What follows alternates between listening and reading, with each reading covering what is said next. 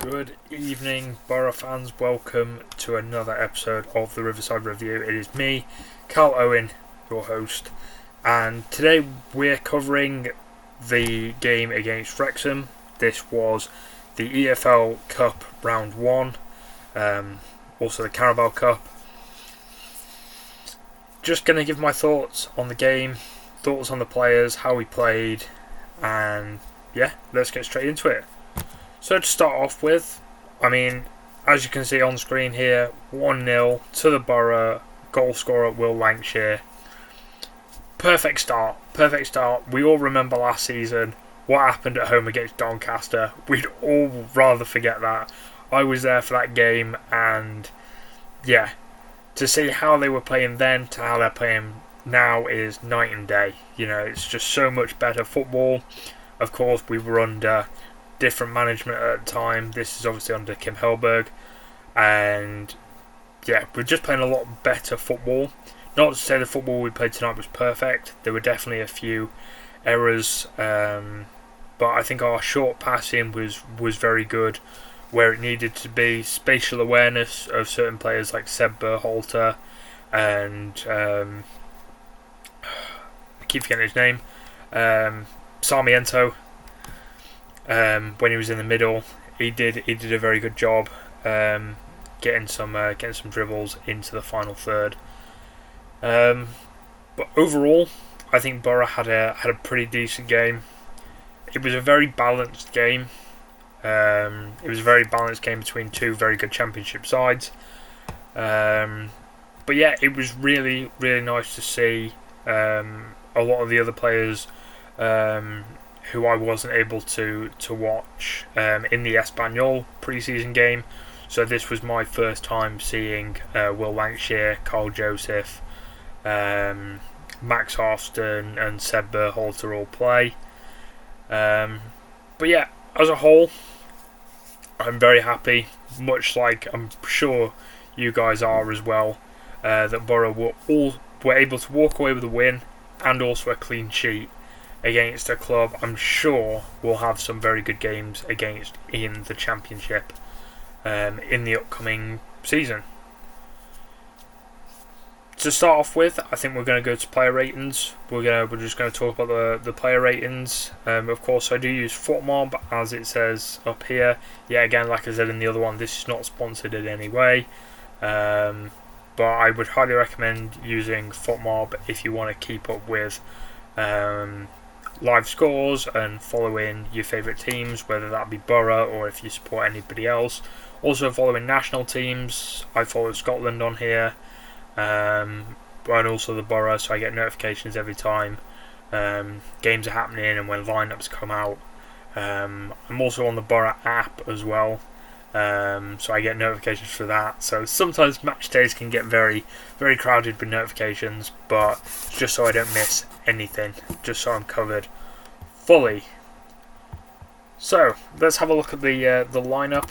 Borough starting in a 4-1-4-1. I thought we were in a 4-2-3-1, to be honest. This might have been how we finished rather than how we started. But Solbrin, I'm going to talk about Solbrin. I know it's quite a controversial topic with and amongst Borough fans. A lot of Borough fans aren't really rating him because he had a bit of a tricky stint towards the back end of last season. A lot of Borough fans obviously blame him for letting in the goal against Hull, which saw them obviously beating us in the playoff final. He's consistent, you know. I feel he's consistent. He's reliable when we need him to be.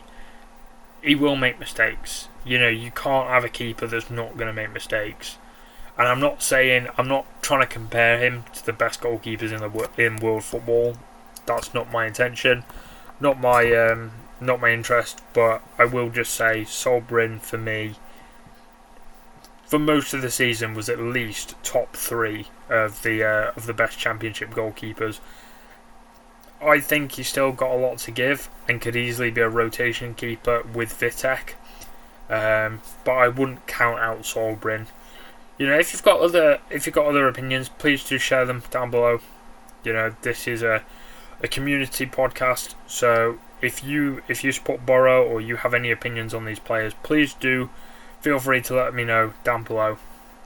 I will try and respond to as many comments as possible as well. But to jump back into this, Callum Britton, I think, played phenomenally. He played really well down that right hand side. Very good defensive cover. Pushed forward like he did last season, and playing those crosses into the box was really good to see. Really good to see that he's not lost that, and Kim Helberg is still kind of encouraging Britton to come forward. Luke Ayling and Neto Borges, the two centre halves. I believe Neto actually started left back and Austin started further forward. But as the pair, I think Neto hasn't played in a while. He was on loan at Bristol City last season. He did okay. He did all right. Nothing to really report too much. Luke Ayling was consistent. We know Bill. He might be 33, but he doesn't play like he's 33. He still gives full commitment. He plays some good passes around the back, and he's still got that fiery, aggressive heart, which we like him to have. So it was really nice to see Bill keeping that fight in the defensive line. I'm going to jump onto Malanda before I talk about Max.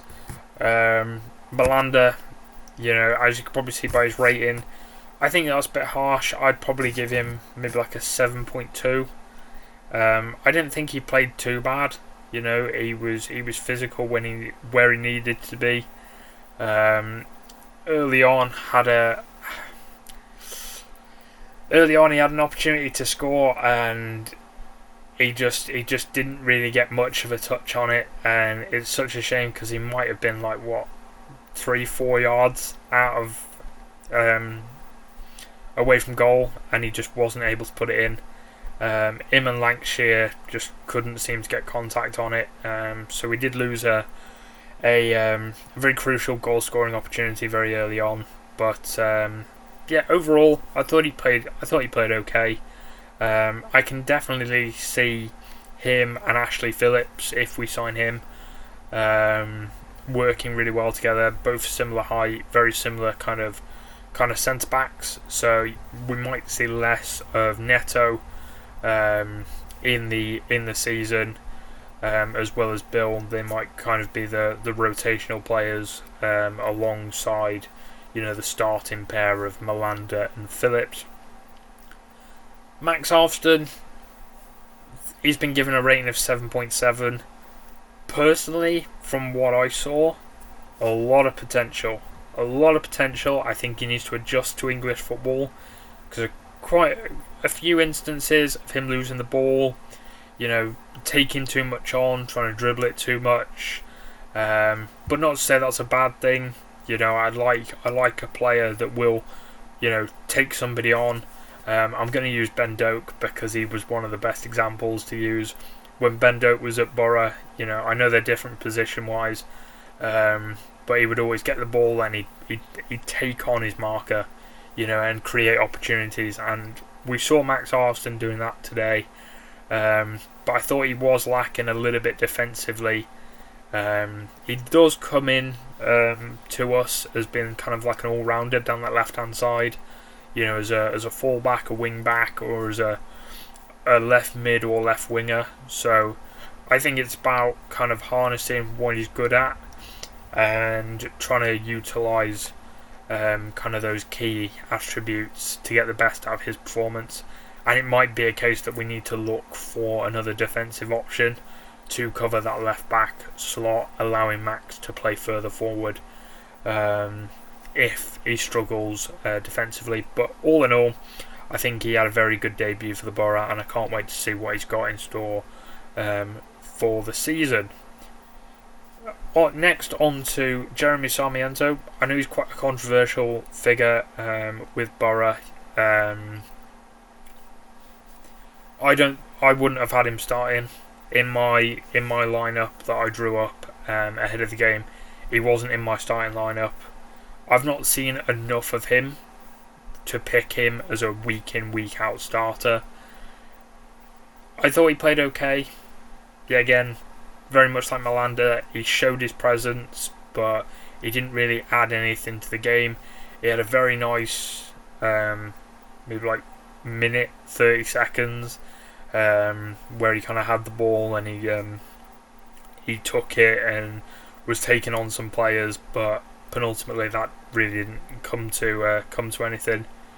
Hopefully he will be a bit more consistent, a lot better as a winger, as a wide player, as opposed to a 10.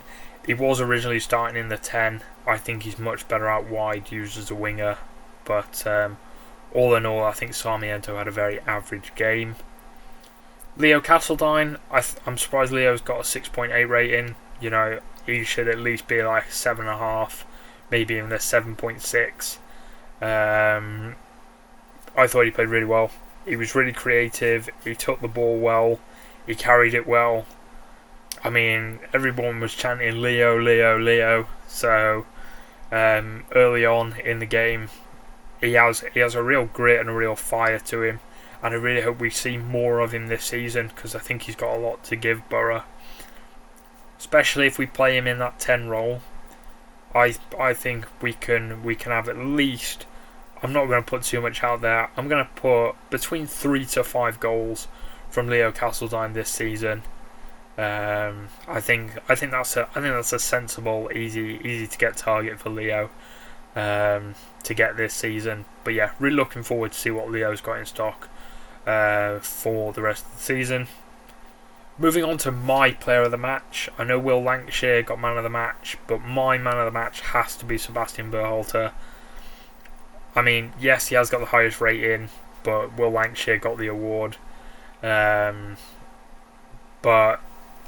for me personally, he was the best. He was the maestro. He was the dictator. You know, he kind of. I made this comparison last episode. I think he really is going to be the next Hayden Hackney. You know, just the way he was playing passes really well. He took set pieces really well. He just kept the fluidity of the game. He kept everything progressing. You know, and he was really good defensively. Sometimes he dropped in as kind of that cover of a deep lying centre half, kind of like covering DM. But out and out, he's clearly more of a box to box central midfielder. He likes to get forward. He can also defend. He's great on set pieces. All in all, man of the match there for Seb Berhalter, and I can't wait to see what he does in the season as well. Morgan Whittaker. Morgs today, I wasn't a fan of him. I thought he didn't really execute too much for us. It's a bit of a shame, really, because obviously he was a top goal scorer last season. But I don't know if it's just the way we're playing at the minute, or if he just didn't think to like take on the chances. But many times I thought he was going to cut in and just, you know, loop it with a nice finesse shot in the far corner. We've seen him do it time and time again, you know, but yeah, he just seemed a bit worried. He seemed a bit scared to kind of like take anybody on. Obviously, he's heavily rumoured to West Ham, as we featured in last episode. So maybe he's been a bit cautious on that front, kind of like trying to not make too many risky moves. But yeah, I was a little bit disappointed. He came off in the 90th minute for Cruz Ibe. I think we need to give Cruz a lot more of an opportunity. You know, bringing these youth players on, you know, with like minutes to spare, you're not going to get anything out of them. If anything, the only thing they're getting out of the game is a bloody appearance fee. So, I mean, I don't know. I don't know. I think Cruz should have been either in the squad or not in the team. You know, if you're going to bring on players for the last 10 minutes, or, well, in Cruz's case, the last 3 minutes, it just isn't worth it. You know, 10 minutes is probably a lot more worth it than the last 3.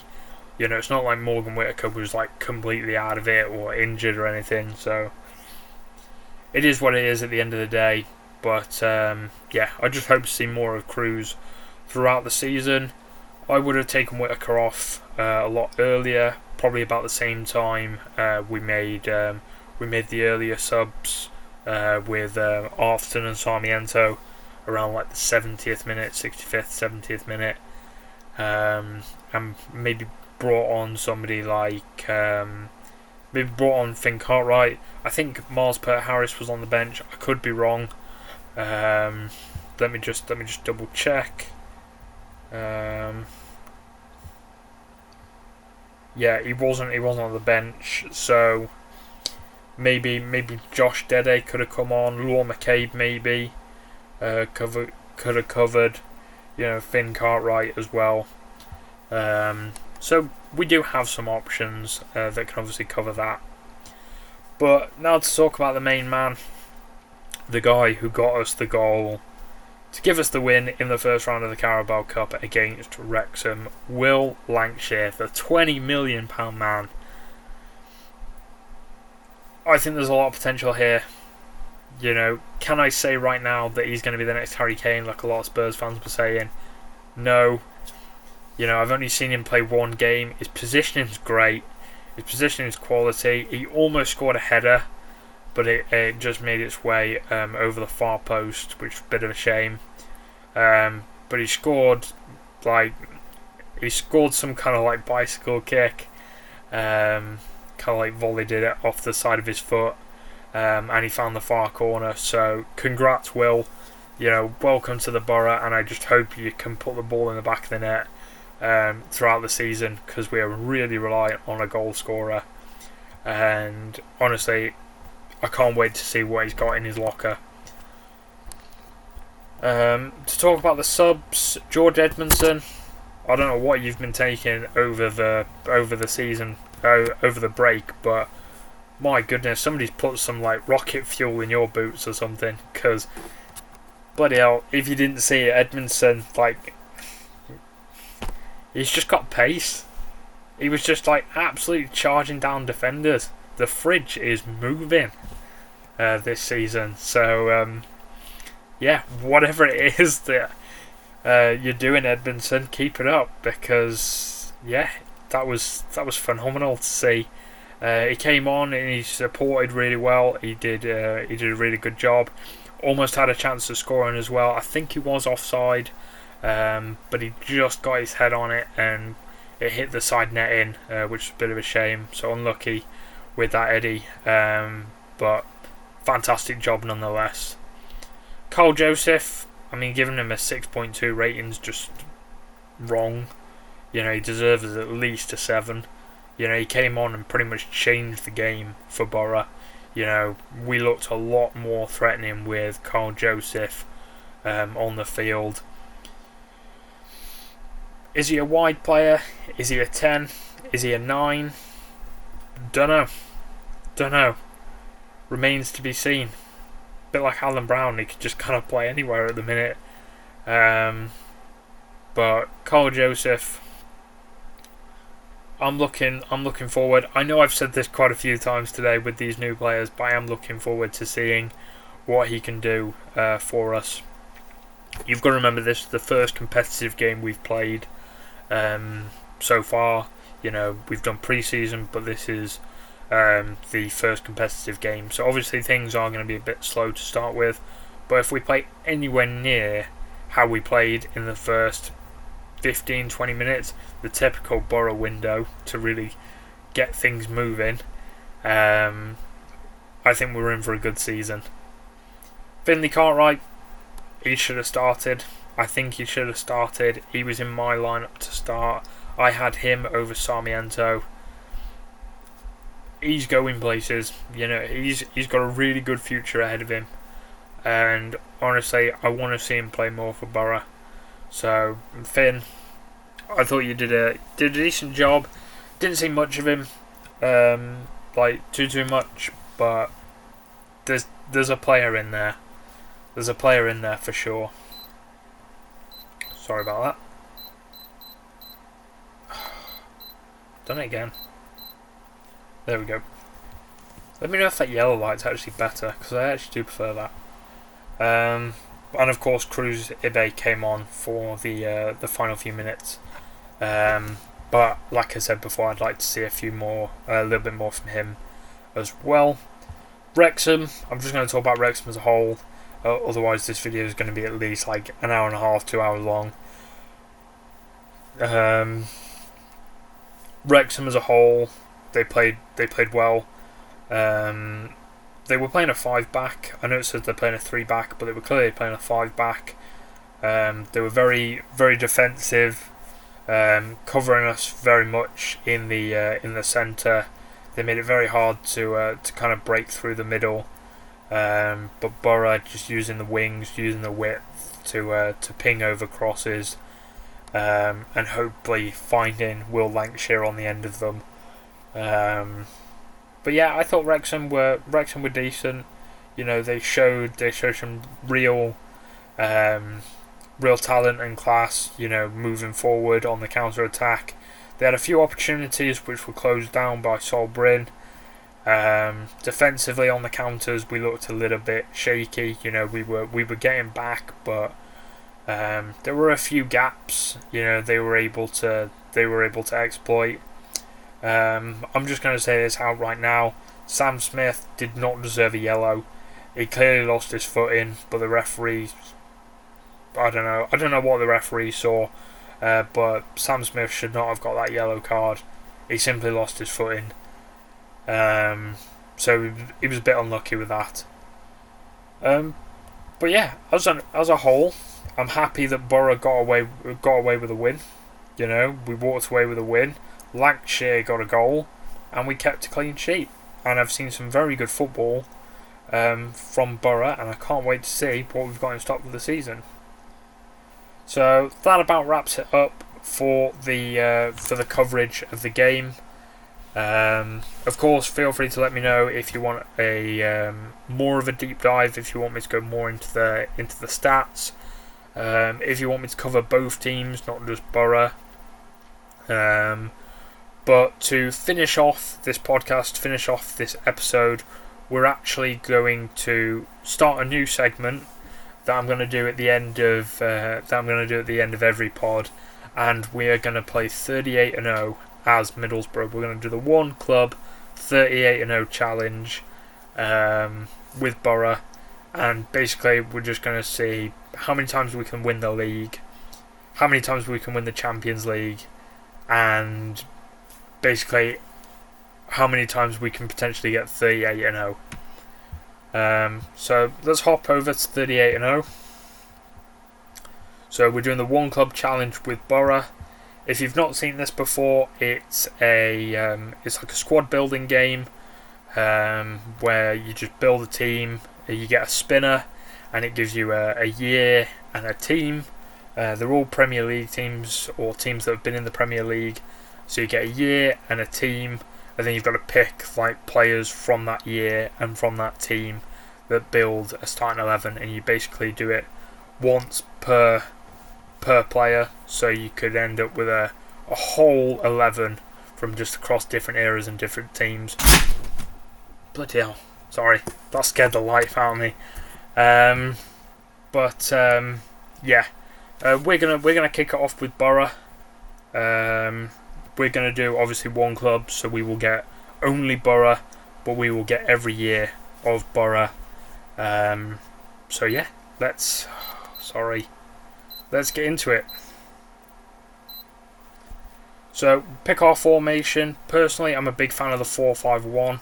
I really do like the 4-5-1, but I'm going to go with Borough's 4-2-3-1. We are going to go with normal. We'll allow ourselves one reroll. So if we get a year that's maybe not as good rating, we can re-roll it. Squad ratings on, squad first, all time, and I'm keeping managers on. People that don't play with managers, you should. Because as it says here, after the draft, appoint a gaffer for the story. Got to give ourselves an old school manager, 100%. So, let's start the draft.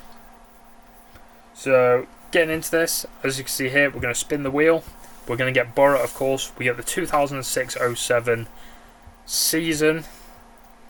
And we kick it off with Mark Viduka at striker. Got 2003-04. We'll go with Mendetta. If I do mispronounce some names, I am very sorry. Yeah, I can only apologise for that. We have got Juninho, but Juninho's played for Borough for a long time, and I have done this before, and I know that he has got a better rating card. So I'm going to take Nick Barmby at cam. We get Juninho again, but I'm not going to take him. Oh, no, I'm not going to take him. I'm going to take Robbie Mustoe to play DM. 04-05, we get Mark Schwarzer in the post. 2016, we get Ramirez. Can we play him on the left? We can. Lovely. We need. There we go. We get an 83 rated Juninho. I'm just going to swap him with Nick Barmby if I can. Nope. Nick Barmby doesn't seem to want to play CDM. That's absolutely fine. Juninho's just going to play a little bit deeper. 1996. Oh. Bit of a dodgy one there. We are going to re-roll on that one. Can we get Robert Huth maybe in that fullback role? Asking you shall receive. Robert Huth at right back. 2006, we get Jonathan Woodgate. Are we going to get his pal Gareth Southgate? Yes, we are. Get in there. Who are we getting as our left back? 1996-97. We get Bronco, Vladimir Kinder, or Clayton Blackmore. We'll take Clayton Blackmore. Whack him in at left back. And there is our team. Who do we get as our gaffer? Will we get Karanka? Will we get Brian Robson? Who are we getting? McLaren would be nice. We get Karanka. Let's go. We're projected to finish 8th with 56 points. Let's simulate the season. Let's see how we go. You know, it's just a predicted finish. We could finish higher. Sorry, it just seems to take a while to load. Is it going to load? Oh, please say it's going to load. There we go. Okay. We've not started off well. Ooh, 3 games win on the bounce. A lot of draws. This does seem like Borough. More draws. Wow, we're getting draws against City, Arsenal. Juninho getting a goal there against Nottingham Forest. Beating Manchester United. Oh. Oh, this is not good. We finished 12th. Yikes. 11 won, 14 draws, 13 losses, 47 points. I think the defence let us down a little bit. Maybe we needed a little bit stronger in that cam role. But all in all, 12th this episode. Hopefully next episode we can do a little bit better. Apparently we bottled it. Yeah, we've heard that before. Yeah, hopefully we do better next episode. If you like this segment, please do let me know down below. If you want to say anything about Borough, anything about the game today, feel free, let me know down below, and I will try and respond to as many as possible. I've been Cal. This has been the Riverside Review. Up the Borough.